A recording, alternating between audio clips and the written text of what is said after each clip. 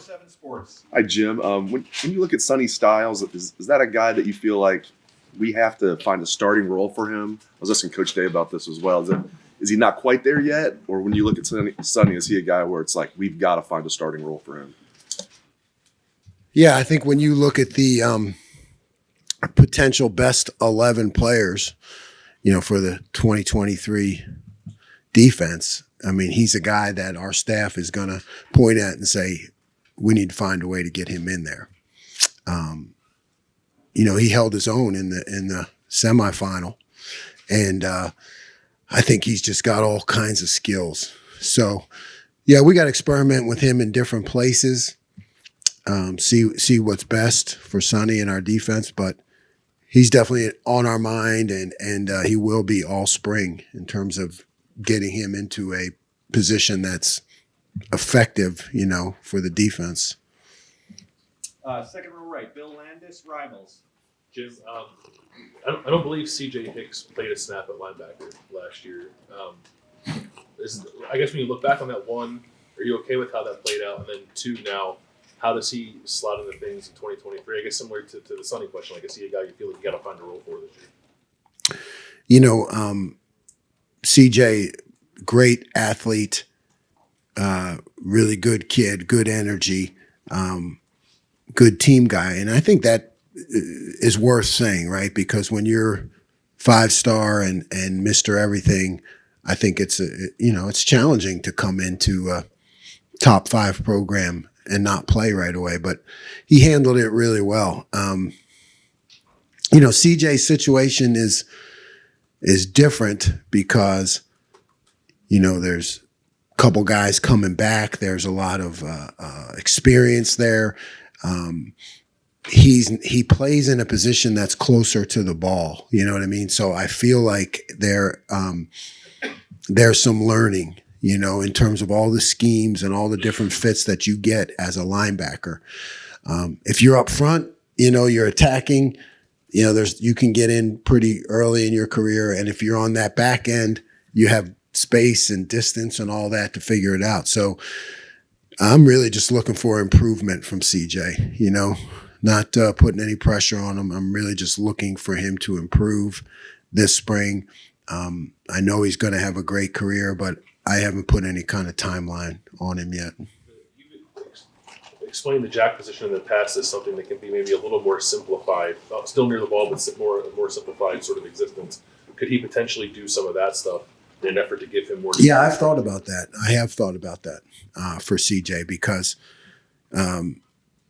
when directed, he's like skilled and he can get from point A to point B quickly. I don't know how much we'll be delving into the jack this spring, but I think it is something good to look at CJ for the fall. But we did not quite use the position as much as I had hoped last year. It just didn't seem to develop with our personnel. And so this spring I want to focus on the fundamentals, of our 4 down and really getting better at the fundamentals.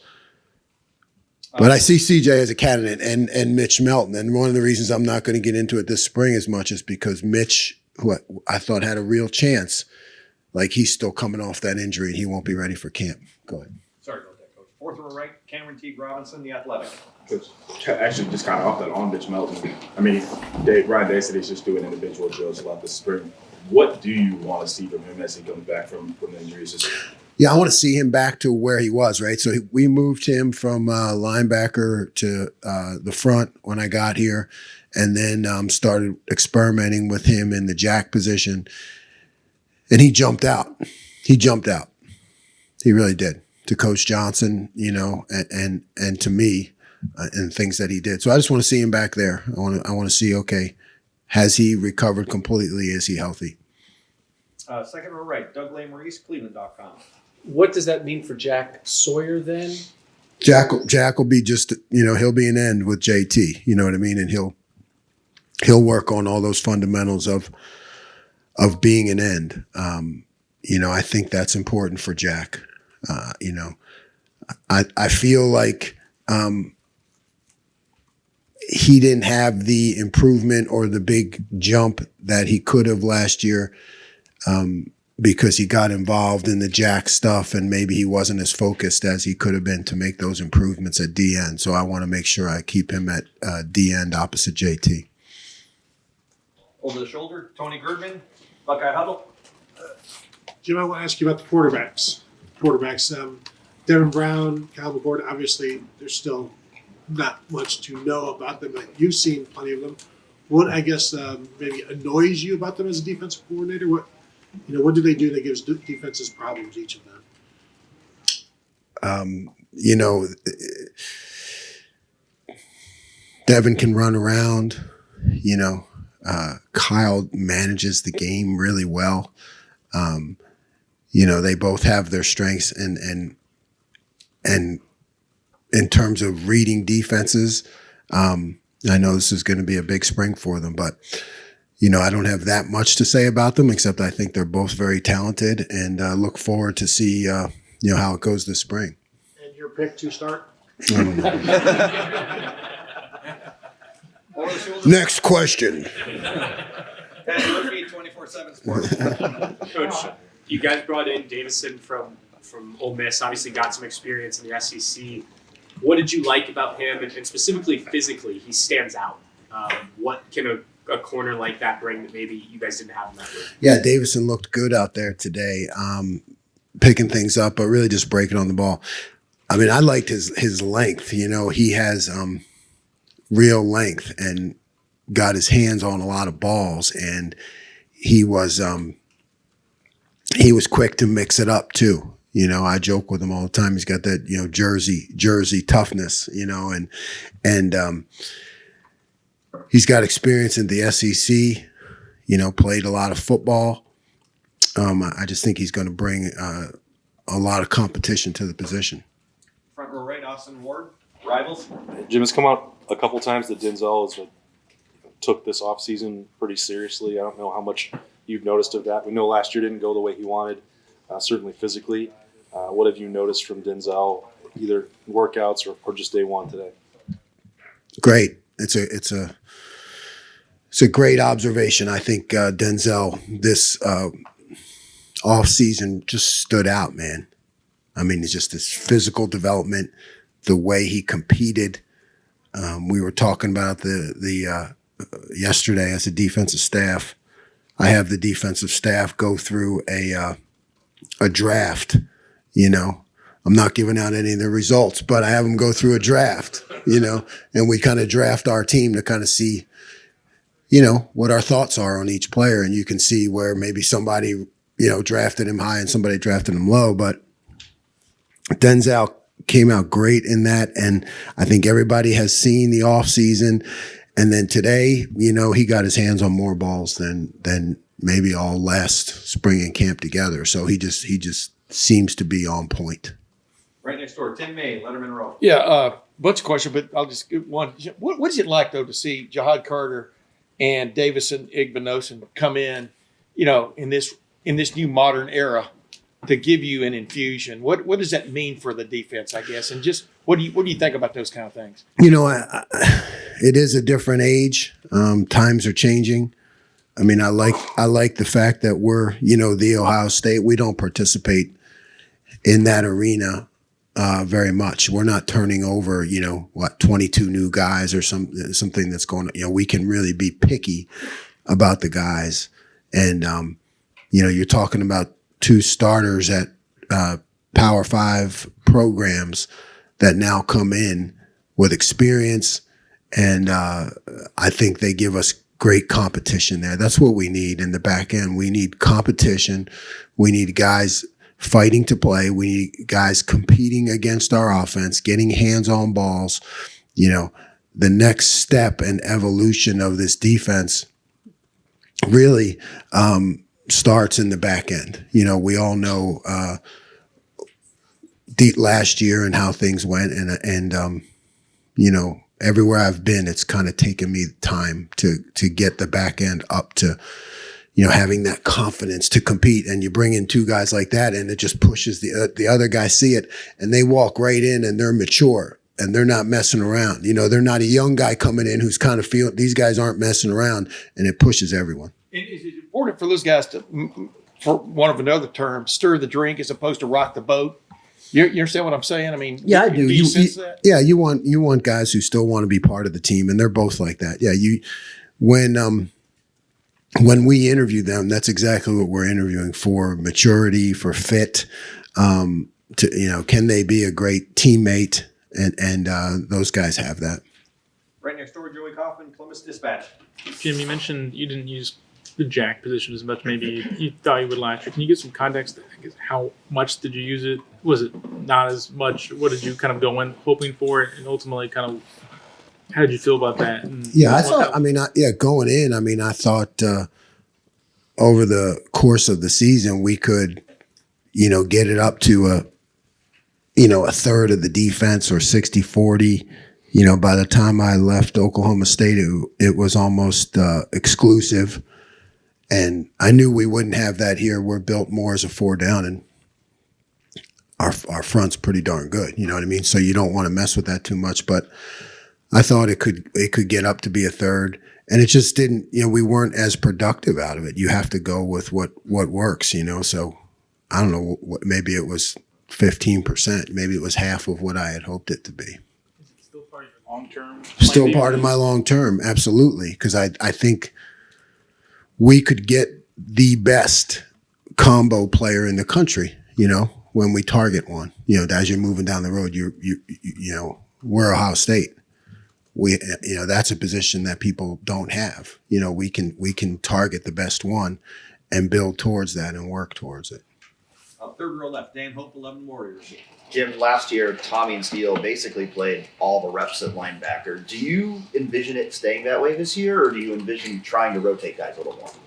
Yeah, I definitely want to rotate them more. I think Cody Simon, with Tommy out this spring, Cody's going to have a big spring, and he's going to put himself in position to play regularly. That's my vision, so that we can have a really nice rotation there, which, when you're playing 14, 15 games, is going to help us at the end of the year. It really is. We need to get Cody to that point where he can play, and rotate with those two guys. And then, when you look at CJ and Gabe, the young guys, you're really looking at that leap from year one to year two. Can they show in the spring, like you said, that they're ready to play? You want those guys to force you to put them on the field by how well they play. But yeah, I'm definitely hopeful we can take some of the reps off of Tommy and Steele, because it'll help us in the end of the season. Where does Reed Carrico fit in that? Reed's bouncing around a little bit right now. We're trying him out some different positions. We have, our Sam position against 12 personnel. He's kind of jumping around a little bit. We definitely want him to make a push on special teams, and we hope he shows up. And you're looking for him also, like Gabe and CJ, to show that they have to be on the field, show that maturity. Right in front of him, Stephen Means, Cleveland.com. Targeting guys for that jack position, that combo type player.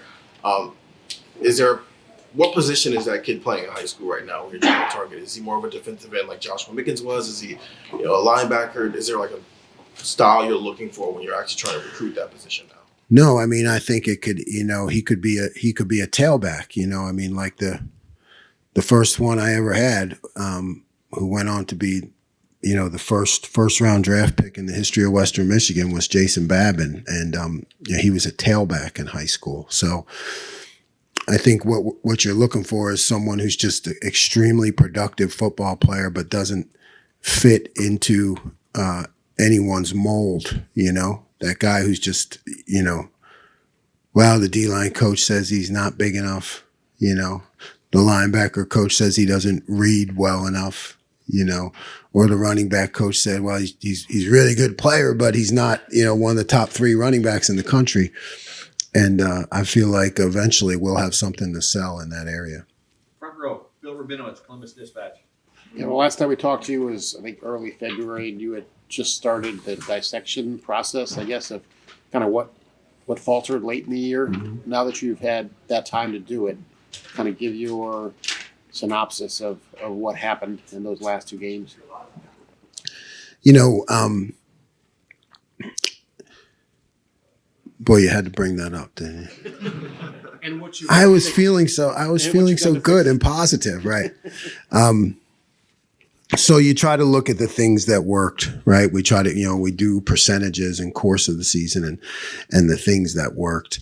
And then you say, okay, how did those things fail? Or I look at myself and my calls and how I can kind of change a little bit early on, so that the matchup games, those areas where we let down in one-on-one matchups that were costly, I need to find ways to protect our guys better. But I can't do that like just that week. I think I have to have more of a bigger view, So some of the things that I'm going to put in